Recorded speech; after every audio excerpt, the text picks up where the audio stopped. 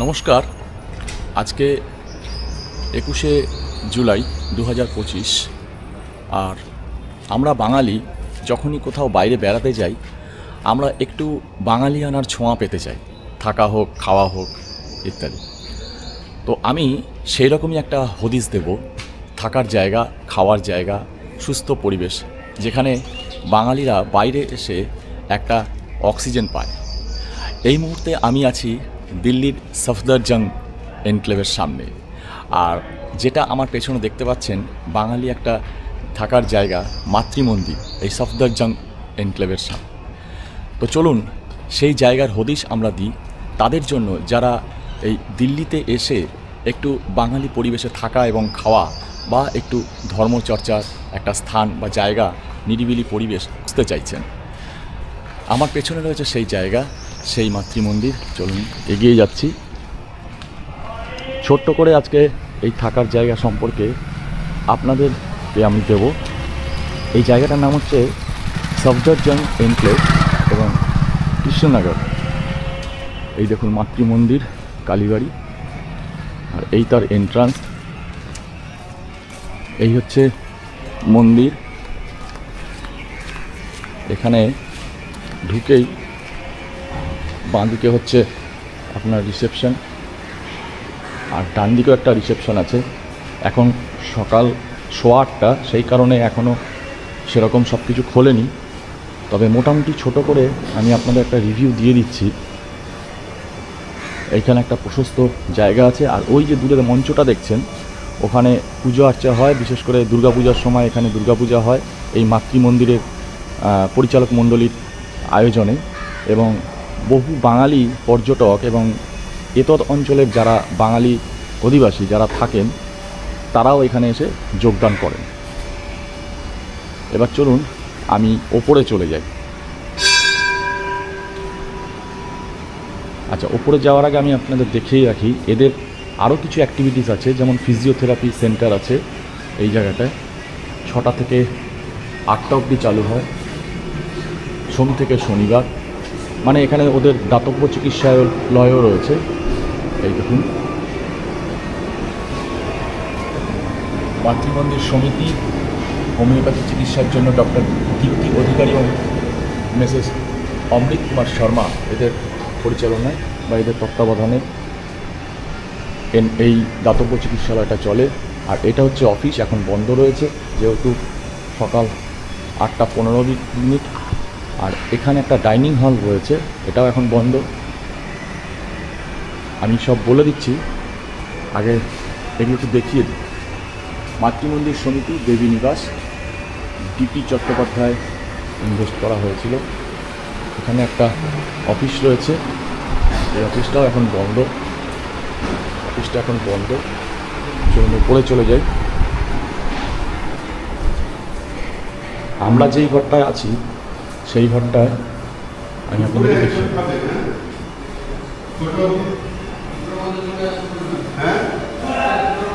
এটা একটা dining hall আছে, খাওয়ার জন্য টাইমিং দেওয়া আছে।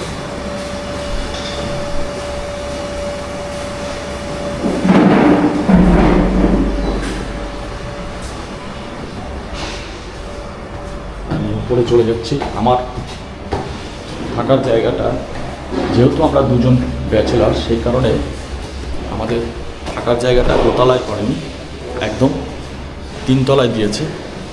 আমি রুমটা আপনাদেরকে একটু দেখিয়ে দিচ্ছি, যেই রুমে আমরা রয়েছি। এই দেখুন, এই চলে গেলাম। তার আগে ওয়াশরুমটা একটু দেখিয়ে দিই যাওয়ার আগে। এই হচ্ছে ওয়াশরুম। এখানে গিজার রয়েছে, কল রয়েছে, বালতি রয়েছে, এখানে টয়লেট রয়েছে, ল্যাট্রিনের ব্যবস্থা রয়েছে, সমস্ত কিছু। একটা বেসিন রয়েছে, একটা মিরর রয়েছে। ঠিক আছে, বন্ধ করে দিলাম। এখানে একটা করিডোর,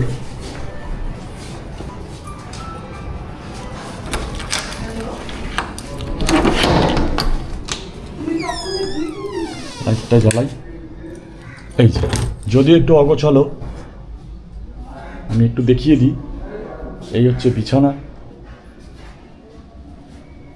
এই হচ্ছে জানালা, জানালা রয়েছে। আর এখানে একটা এয়ার কুলার রয়েছে, এই যে এয়ার কুলার, ঠিক আছে। মানে যদি আপনার মনে হয় আপনি এয়ার কুলার চালাতে পারেন, এয়ার কুলার চালানোর সময় বলেছে জানলাটা খুলে রাখতে, মানে কাঁচের যে পোর্শনটা সেটা খুলে রাখতে, অর্থাৎ এই যে এইটা তো এটা হচ্ছে নেট দেওয়া রয়েছে, আর এই যে কাঁচের, এটা হচ্ছে কাঁচের জানলাটা। আমি এটাকে বন্ধ করে দিলাম। আমি এই দিক দিয়ে একটু রুমটা দেখিয়ে দিই।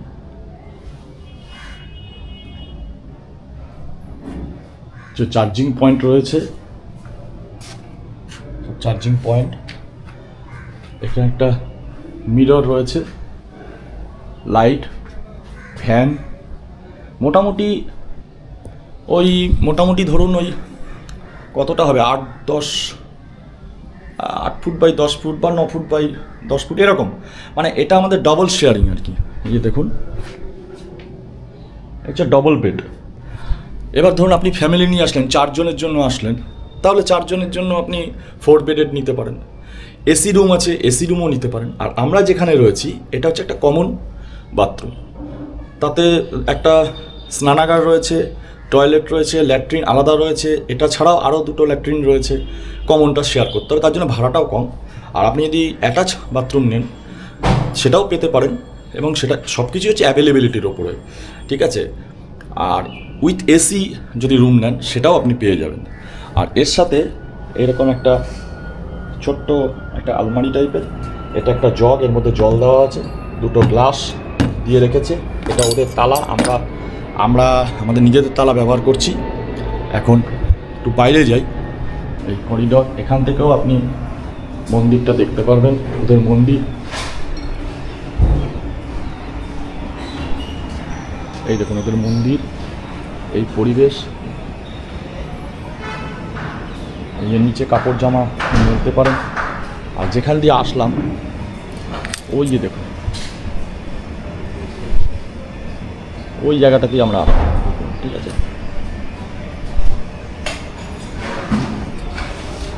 আর এখানে একটা লন রয়েছে, সেই লনটা, এই যে মন্দিরের পরিবেশ, এই লনটা, আর এই মন্দিরের চূড়া। তো এই করিডোরটা, এই রুমটা আপনি বুকিং করতে পারেন যারা বাঙালি, যারা এসে দিল্লিতে এসে একটু নিরিবিলি পরিবেশে একটু বাঙালি সভ্যতা সংস্কৃতির মধ্যে থাকতে চাইছেন বা এই ধরনের পরিবেশ চাইছেন, তারা এখানে এসে থাকতে পারেন। এই জায়গার ভাড়া, আমার এই ঘরটার ভাড়া নিয়েছে, তো ভাড়াটা একটু বেশি বলে মনে হলো। এই ভাড়া হচ্ছে 1000 টাকা।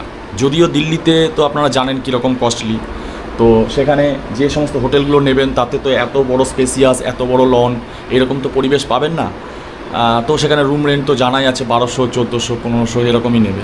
ছোট্ট একটা রুম দেবে, করিডোরের ভিতর দিয়ে ঢুকে গেলেন, রুমে ঢুকে গেলেন। আর এখানে একটা বিশাল পরিবেশ রয়েছে। আর এই জায়গাটার নাম হচ্ছে সফদরজং। আপনি যদি নিউ দিল্লি থেকে আসেন তাহলে ওখান থেকে দূরত্ব হচ্ছে মোটামুটি 12 থেকে 13 কিলোমিটার। আর যদি ওল্ড দিল্লি থেকে আসেন তাহলে সেখানে আপনার দূরত্ব হচ্ছে 15 কিলোমিটার।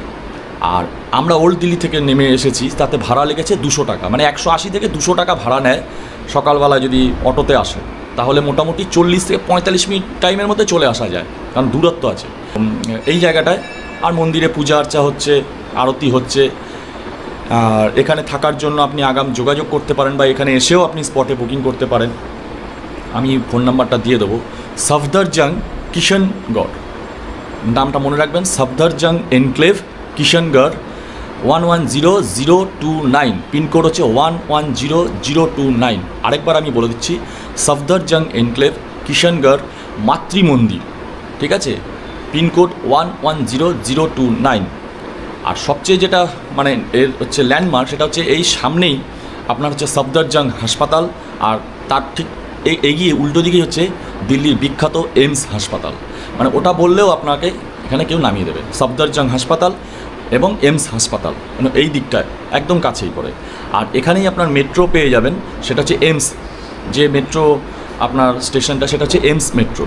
সেখান থেকেও আপনি অটোতে চলে আসতে পারেন, মাত্র ভাড়া হচ্ছে 15 টাকা, 10 থেকে 15 টাকা এক একজনের। তো বাস তো আছেই। আর বাকি দিল্লির জ্যাম সম্পর্কে আপনাদের একটু মোটামুটি জানাই আছে। তো ভাড়া বলে দিলাম, ঠিকানা বলে দিলাম। খাওয়া দাওয়ার জন্য এখানে আপনি খেতে পারেন, এদের খাওয়া দাওয়া বলে দিতে হবে, এদের নিরামিষ খাওয়া দাওয়ার ব্যবস্থা আছে, মানে 120 টাকা করে। সেটা হচ্ছে দুপুরবেলায়। সকালবেলা 7টার থেকে চা শুরু হয়, আর বেলা 8টার থেকে, মানে সকাল 8টার থেকে ব্রেকফাস্ট শুরু হয়। আপনি এখানে ব্রেকফাস্টটা করতে পারেন আপনার প্রয়োজন মতন, ওই 50 টাকার মতন হয়তো নেয়, 40 থেকে 50 টাকা। আর লাঞ্চ তো বলেই দিলাম 120 টাকা, ডিনারেও আপনি 120 টাকা। ভাত, ডাল, আলু পোস্ত, তরকারি, হয়তো সবই নিরামিষ, অন্যান্য সবজিও আছে, রুটিও ব্যবস্থা আছে, রাতের বেলা রুটি পাবেন, সব কিছুই আছে। যদিও আমরা এখানে খাচ্ছি না, আমাদের একটা রিলেটিভ আছে পরিচিত, যার সাথে আমি এসেছি, তারই পরিচিত রিলেটিভ এখানেই থাকে পাশেই, তার বাড়িতেই খাওয়া দাওয়া করছি। তো যেটুকু ইনফরমেশান আমি গ্যাদার করতে পেরেছি সেটাই আপনাদেরকে দিয়েছি, ঠিক আছে? তো যে সমস্ত বাঙালি বন্ধু বা বাঙালি দর্শক বা বাঙালি পর্যটক যারা এসে এই ধরনের পরিবেশে থাকতে চান, তারা এখানে একবার দেখতে পারেন। আর এখানে আমি ডেসক্রিপশন বক্সে আমি ফোন নাম্বারটাও দিয়ে দেবো এবং রুট ডিরেকশানটা দিয়ে দেবো। এইবার প্রয়োজনীয় টুকিটাকি জিনিস আপনি কোথায় পাবেন? এখানে মানে বেরোলেই আপনার সামনেই মার্কেট, ছড়িয়ে ছিটিয়ে মার্কেট রয়েছে, ছড়িয়ে ছিটিয়ে। আর এখানে প্রচুর বাঙালি লোকও দেখলাম রয়েছে, ডাক্তার থেকে শুরু করে এমনি অ্যাডভোকেট থেকে শুরু করে সবাই রয়েছে। আপনি ছড়িয়ে ছিটিয়ে এখানে থাকতে পারেন। মার্কেট তো রয়েছে সামনে, আপনার প্রয়োজনীয় যা কিছু সেগুলো নিতে পারেন সেখানে। টুকিটাকি জিনিস থেকে শুরু করে মুদির দ্রব্য থেকে শুরু করে এমনকি পূজা দেওয়ার জন্য ফুল, সে বাইরেই বসেছে, ফুল থেকে শুরু করে সব কিছুই এখানে পাবেন। তো ভিডিওটা কেমন লাগলো আমি ছোট্ট করে এটা বললাম। অবশ্যই লাইক করবেন এবং শেয়ার করবেন, আর সাবস্ক্রাইব করা না থাকলে সাবস্ক্রাইব করবেন। আর যাওয়ার আগে একবার বলে দিচ্ছি, আমি আছি আপনাদের সাথে, আপনারা আছেন আমার সাথে, আর আমরা সবাই আছি বি হ্যাপি কৌশিক চ্যানেলের সাথে। বি হ্যাপি কৌশিক চ্যানেলের পক্ষ থেকে আমি কৌশিক, আজ 21শে জুলাই 2025, এখন বাজে 8টা 30, দিল্লি থেকে, দিল্লির সফদরজং এই মাতৃমন্দির থেকে সকলকে নমস্কার এবং প্রভাতী শুভেচ্ছা জানিয়ে এখানেই ব্লগটা শেষ করলাম। ভালো থাকবেন।